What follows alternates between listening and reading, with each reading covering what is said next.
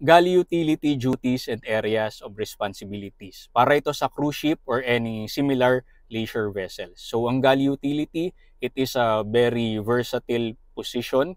Ito yung nag-housekeep sa ating galley areas, yung magalinis.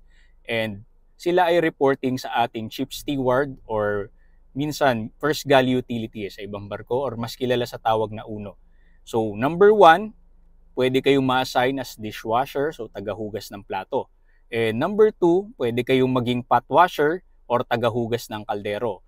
And sa number 3 naman, pwede kayong maging day cleaner or ito yung tagalinis ng buong vicinity habang nasa operations yung galley. Tagalinis ng mga stove, so on and so forth. Now, kung merong day cleaner, number 4, meron naman tayong night cleaner. Sila naman yung after ng mga operations na naglilinis. And of course, kasama na sa paglilinis nila yung mga ventilations and yung mga exhaust. Then, number 5 natin guys, station utility. Ito naman yung mga naka-assign sa kada istasyon. Sila yung parang nag-attend sa mga errands ng kada istasyon. And number 6, yung ating GP or general purpose. Sila naman ay reporting, depende sa kung anong job order sa kanila ni Uno. Sometimes, yung mga extra linis, extra jobs. So, I hope this helps and kita-kits tayo susunod.